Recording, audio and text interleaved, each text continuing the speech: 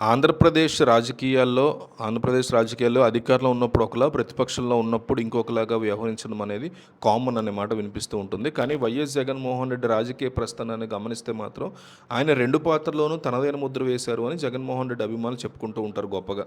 ముఖ్యమంత్రిగా ఉన్న 5 ఏళ్ల కాలంలో ఆయన తీసుకున్న నిర్ణయాలు, అమలు చేసిన పథకాలు ఒక ఎత్తైతే, ప్రస్తుతం ప్రతిపక్ష నేతగా ఆయన చేస్తున్నటువంటి పోరాటాలు ఇంకొక ఎత్తు అని గొప్పగా చెప్పుకుంటున్నారు వైసీపీ వాళ్ళు. సాధారణంగా ఎన్నికల మేనిఫెస్టో అంటే ఓట్లు రాబట్టుకోవడానికి మాత్రమే ఉపయోగించే ఒక కాగితం ముక్క అనేటువంటి భావన జనాల్లో ఉండేది అని చెప్తున్నారు.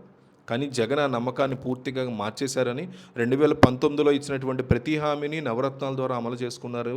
ఆ మేనిఫెస్టోని ఏకంగా ప్రభుత్వ కార్యాలయాలను ప్రదర్శించారనేటువంటి మాట కూడా చెప్పుకుంటూ ఉంటారు వాళ్ళు. మధ్యలో కరోనా మహమ్మారి వచ్చి ప్రపంచ ఆర్థిక వ్యవస్థ దెబ్బతిన్నా కూడా జగన్ ఇరగదీస్తారని జగన్ అభిమానులు వైసీపీ డబ్బు కొట్టుకుంటూ ఉంటుంది. సేమ్ జగన్మోహన్ రెడ్డి సిపిఎస్ విషయంలో వెనకడుగేశారు.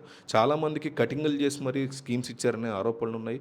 అన్నిటికీ మించి మద్యపాన నిషేధం చేస్తామని చెప్పి సోది కబుర్లు చెప్పి ఆయన కూడా చేయలేకపోయారు. ఈ ప్రభుత్వంలో ఎన్నో రకాల ఫాల్ట్స్ ఉన్నాయి, అట్లాగే జగన్ ప్రభుత్వంలో ఎన్నో రకాల ఫాల్ట్స్ ఉన్నాయి. జగన్ ప్రభుత్వంలో కొన్ని సాధించారు మెచ్చుకోవాలి, ఈ ప్రభుత్వంలో కొన్ని సాధించారు మెచ్చుకోవాలి. అయితే వైసీపీ ఫ్యాన్స్ ఏమంటారు దాని గురించి వీడియో చెప్తున్నాను. సో రకరకాల కరోనా కష్టాలను సాకుగా చూపించకుండా సంక్షేమ పథకాన్ని లబ్ధిదారుల ఇంటి వద్దకే చేర్చారు జగన్ అని చెప్పేవాళ్ళు కూడా ఉన్నారు. ఎలాంటి రాజకీయ మసాలాలు దట్టించకుండా, ప్రచార ఆర్భాటాలకి పోకుండా కేవలం పరిపాలన మీద దృష్టి పెట్టి అప్పట్లో జగన్ ముఖ్యమంత్రిగా సూపర్ సక్సెస్ అయ్యారని కూడా ఆయన అభిమానులు చెప్పుకుంటారు. మరి ఎందుకు ఓడిపోయారనేది కూడా వాళ్ళ సమాధానం ఉండదు వాళ్ళ దగ్గర. సో ఇప్పుడు ప్రతిపక్ష నేతగా సరికొత్త సవాళ్ళను ఆయన ఎదుర్కొంటున్నారట. ప్రస్తుతం కాంగ్రెస్, సిపిఐ, సిపిఎం లాంటి దాదాపు అన్ని ప్రధాన పార్టీలు, అలాగే రాష్ట్రంలోని మెజారిటీ మీడియా సంస్థలన్నీ కూడా అధికార కూటమికే మద్దతుగా నిలుస్తున్నాయని, కానీ పాపం ఈయనకి మీడియాయే లేదంటున్నారు. మరి వీళ్ళు సాక్షి ఉందిగా, క్లియర్ కట్గా ఉంది, అయినా కానీ అట్లా మాట్లాడుతున్నారు. ఎన్నో ఛానల్స్, యూట్యూబ్ ఛానల్స్ కూడా ఉన్నాయి ఆయనకు సపోర్ట్గా. సరే, ఒక బలమైనటువంటి ప్రతిపక్షంగా ప్రభుత్వం యొక్క లోటుపాట్లను ఎందుకట్టడం, ప్రజా వ్యతిరేక విధానాలని జనాల్లోకి స్ట్రాంగ్గా తీసుకెళ్లడం, కూటమి నేతల యొక్క దౌర్జన్యాన్ని ప్రశ్నించడంలో జగన్ పూర్తి విజయాన్ని సాధించారని చాలా గుడ్ న్యూస్ వైసీపీకి అని చెప్పుకుంటున్నారు. జగన్ తద్వారా ఒక బ్లాక్ బస్టర్ విక్టరీని సాధించారని కూడా చెప్పుకుంటున్నారు వాళ్ళు. ఇదే గెలుపు 2029 ఎన్నికల్లో కూడా జగన్ కంటిన్యూ చేసే అవకాశం ఉందని కూడా వాళ్ళు గొప్పగా చెప్పుకుంటున్నారు.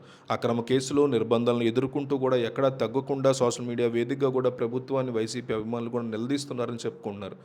ప్రభుత్వం మీద తెచ్చిన వ్యవహారాల్లో సాయికృష్ణ లాంటి వ్యక్తుల విషయంలో జరిగినటువంటి అన్యాయాల్లో ఆ పార్టీ గట్టిగా గొంతు లేవనెత్తడం వల్లే దేశవ్యాప్తంగా ఈ అంశం లేవనెత్తగలిగారు దేశవ్యాప్తంగా అని కూడా చెప్పుకుంటుంది వైసీపీ పార్టీ. తద్వారా జగన్మోహన్ రెడ్డి ప్రతి అంశాన్ని తన భుజాల మీద వేసుకుని జనాల్లోకి తీసుకెళ్తున్నారు. అందుకే ఆయన ప్రతిపక్ష నేతగా సూపర్ హిట్ అయ్యారని కూడా విశ్లేషకులు చెప్పుకుంటున్నారు, వైసీపీ అనుకూల విశ్లేషకులు.